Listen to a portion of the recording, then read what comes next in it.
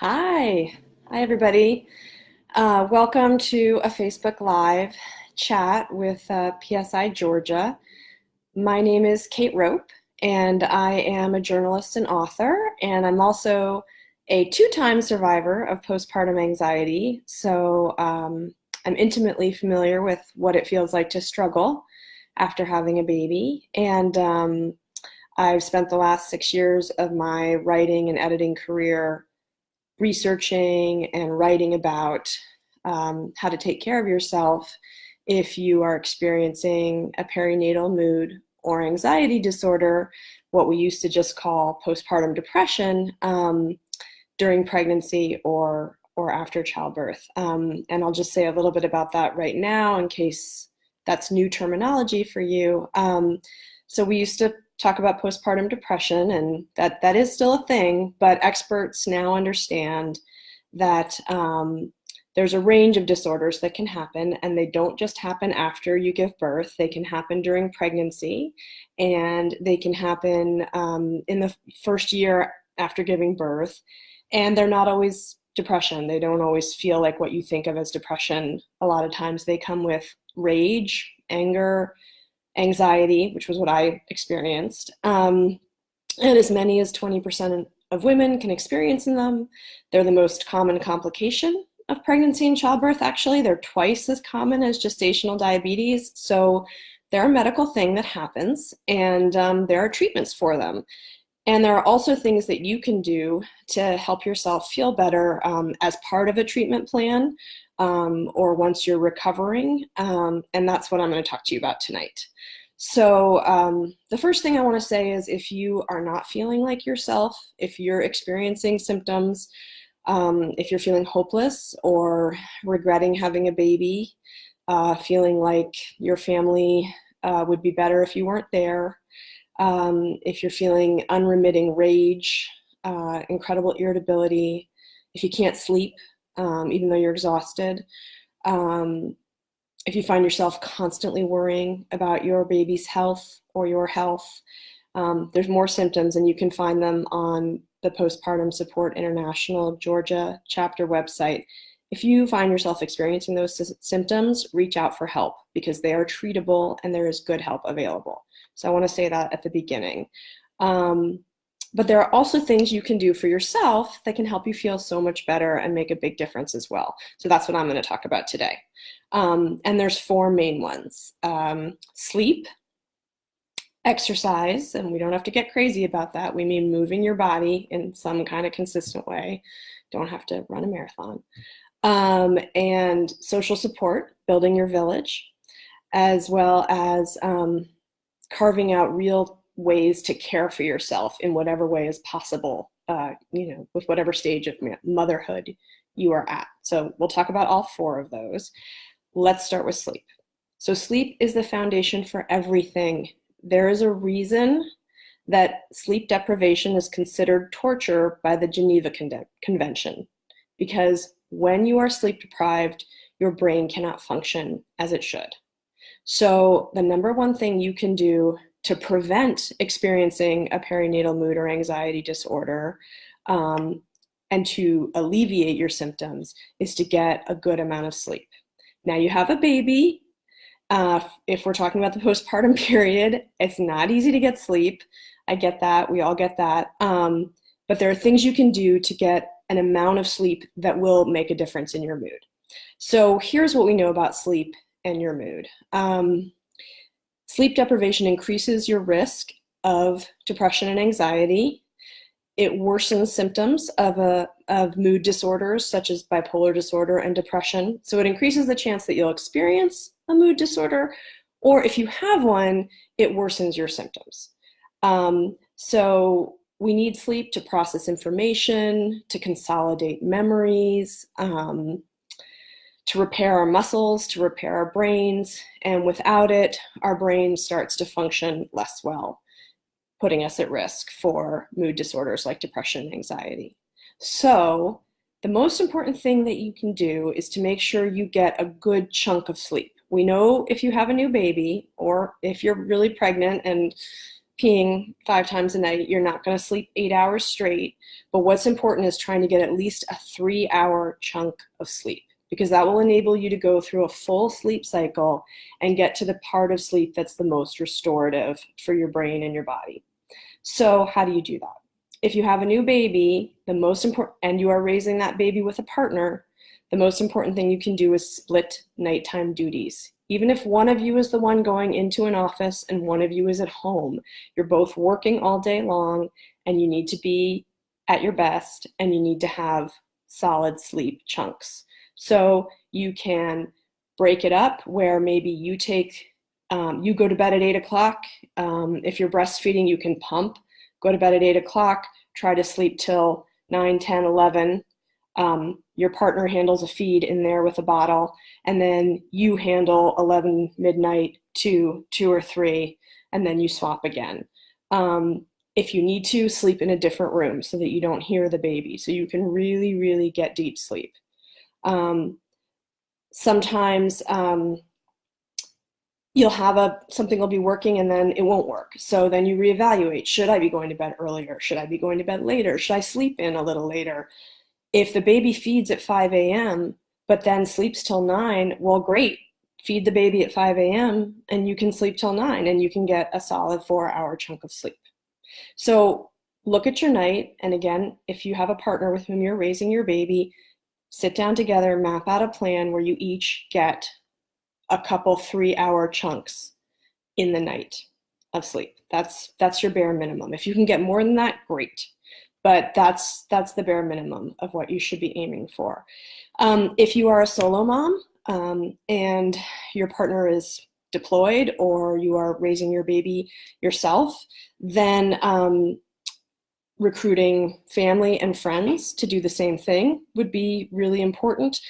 Or raising money to hire somebody at night, like a night nurse, and put a jar by your door that says Night Nurse Fund on it and ask people to put money in there so that you can pay someone to take a shift at night, maybe take the whole night.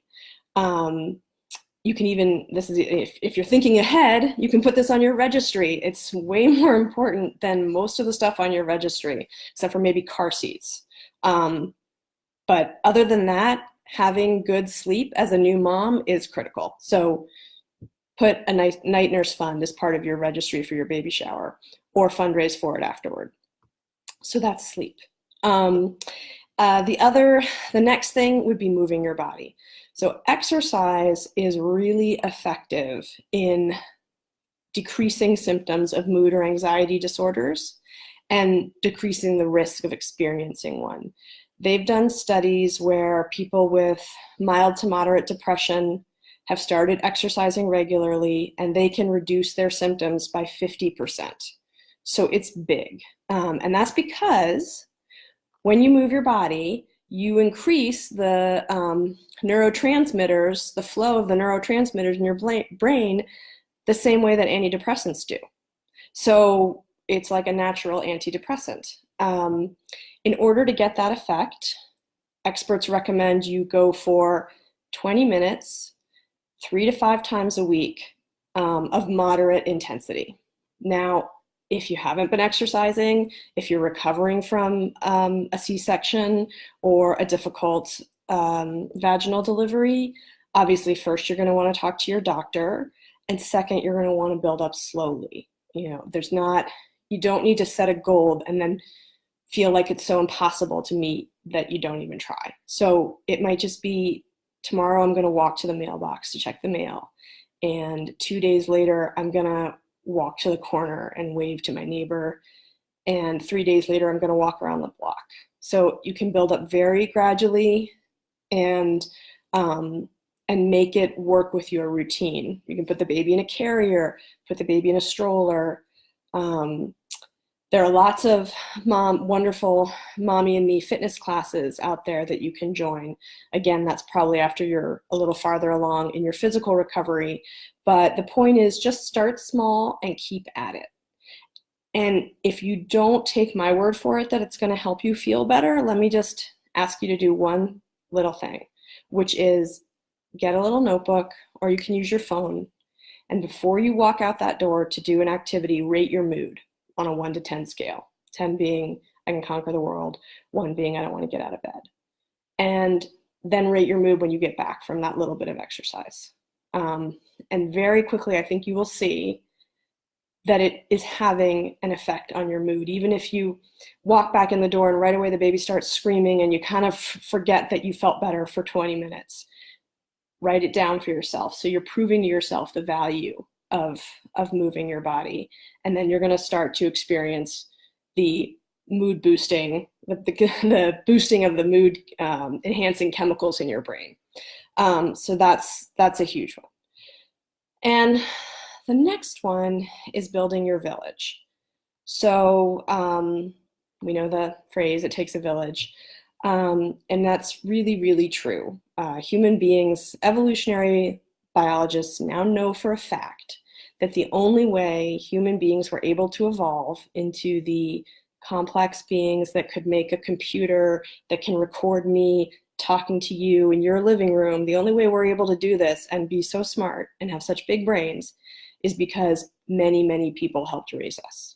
Because one mother alone can't provide the calories needed to get a human to age 18 with the brain development necessary to be the human beings that we are. So the bottom line is, this is not a solitary endeavor. You were never meant to do this alone, and having social support is key in having a strong start to motherhood. And not having social support is actually a risk factor for developing perinatal mood and anxiety disorders. So what's that mean? That means if hopefully you have family and friends around who are already playing this role. But if they're not, or if they're not home during the day and you are, find moms groups.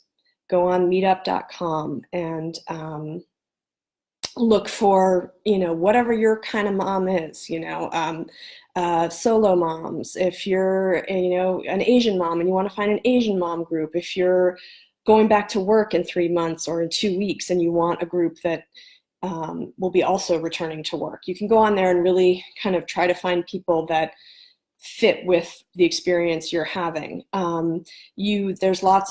There's PEPS groups on the West Coast, which is parenting education something, I can't remember, but if you Google parenting groups, you'll find them.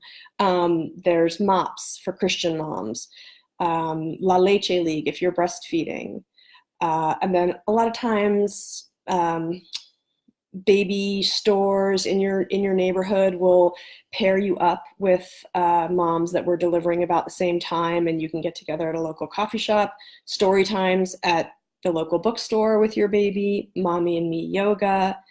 Get out there and find other moms who are in the trenches with you and who will know what you are saying when you say to them, this is hard and this is how I feel.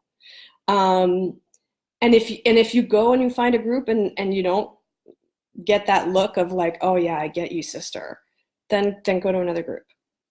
There's plenty out there. You can find someone, you can find people, and they are really the base from which you can say, I'm struggling, I need some help, and they can be your resource to help you reach out and get more help. They can also make you realize that you're not alone in whatever your particular challenge is. So that's building your village, and ideally you do it during pregnancy. If you happen to be pregnant now, you think ahead. You can categorize your friends. Which friend is great to cry on, but which friend will show up and clean your kitchen, and then make use of those friends as you need them. But nobody should be at home alone in their house feeling like this is too much, because yes, I understand what that feels like. It's not that that's wrong. That's a way you can experience new motherhood, but there's a better way to experience it. And so if you find yourself there, then you want to reach out and find other people to bring in to your world so that you don't feel alone. And the last thing I would say is learning how to really care for yourself. I think we throw out these self-care ideas, get a mani-pedi, go out with your girlfriends. And those things could be a break, and that's valuable, but they don't feed your soul. They don't remind you of who you were before you had to try to keep someone alive most minutes of the day. They don't give you real peace. So what does? In the past, was going to your church or your synagogue or your meditation center really important to you? Well, if so, how can you work that into your new life? That's 1 hour a week. Do they have childcare there? Is there a neighbor who will take your baby so you can go? Exercise can fill this role for sure. Then that's a twofer. And then singing. Do you like to sing? Is there a chorus in your neighborhood that you could join? And again, 1 hour a week, go sing. Having time to read by yourself in bed, and having your partner or a sitter or a friend take the baby out of the house and you read a book in bed, or you go for a walk in nature. Just think about what are the things that ground you and make you feel most like yourself and at peace and rested, and try to fit those in. I know in the beginning you're only going to have a little time, but the more you practice it, it's like a musical instrument. The better you'll get at doing that. The more you build that muscle, the stronger it will get. So those are my 4 things that I'm not going to say that I did them all when I was experiencing postpartum anxiety, because I didn't.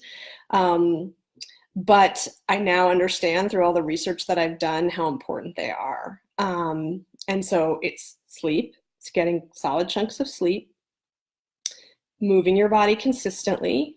Let's go for 3 to 5 times a week for 20 minutes.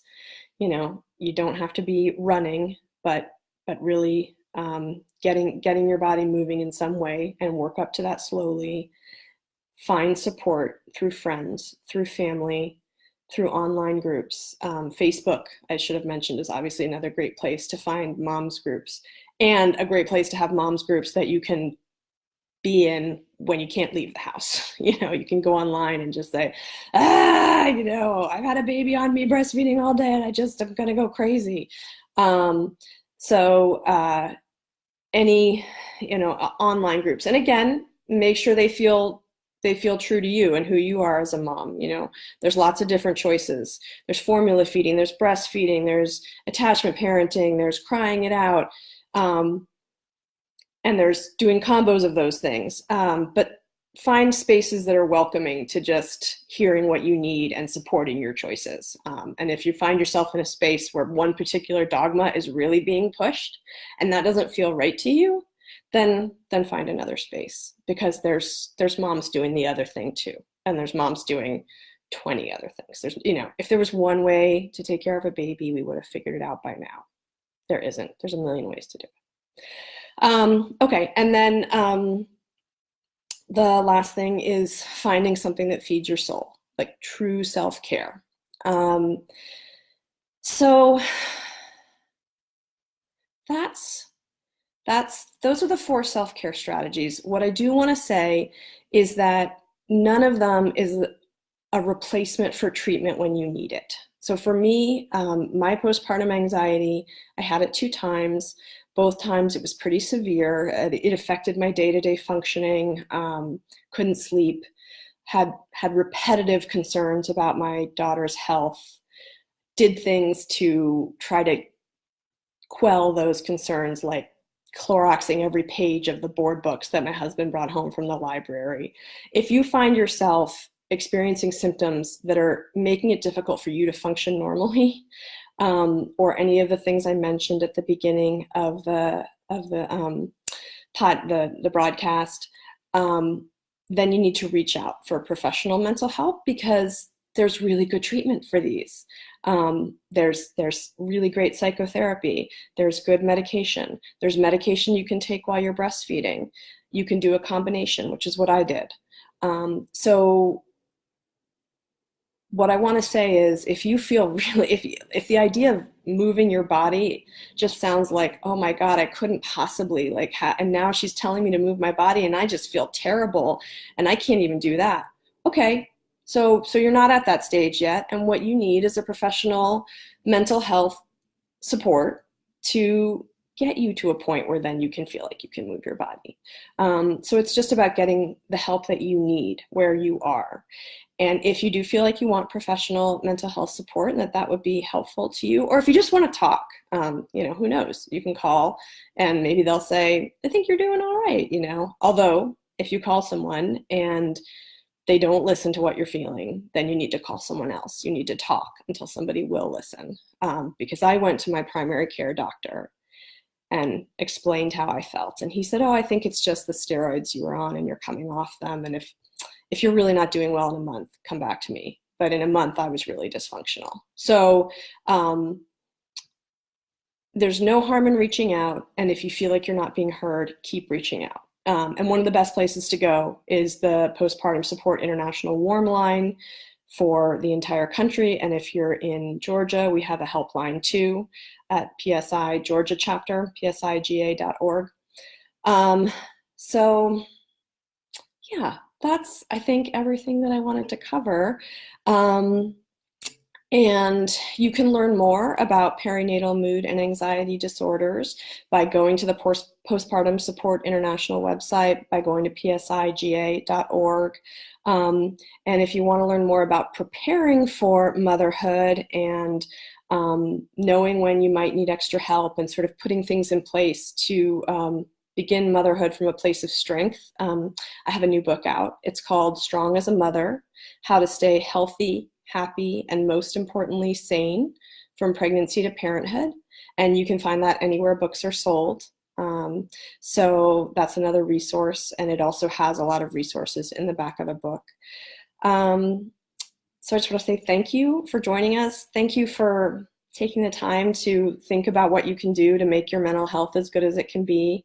Don't ever be afraid to reach out for help, because there is help and these conditions are treatable. And there are things you can do, and there are things professionals can do, and you can feel so much better. So before I leave, I want to tell you about our next episode. It's going to be on Tuesday, May 22nd at 9 p.m. And it is on the importance of exercise and its positive effects on maternal mental health. So I assume we're going to talk even more in depth about some of the stuff I mentioned tonight. And you'll also be learning a few safe exercises that moms can do at home. So please join us for that. Again, that's May 22nd at 9 p.m. Same bat channel, same bat time. I just want to close with the excellent motto of Postpartum Support International, which is, you are not alone, you are not to blame, and with help, you will be well. And I know this because I did it myself. So, any questions before we say goodnight? And if you're watching this on a rebroadcast, you can always put questions in the comments and I'll be checking back in and coming in to answer them too. Okay, well, as I said, it's never too late to speak up. So put questions in comments if you're watching on a rebroadcast, and reach out for help if you need it, because it's there. Okay, good night, guys.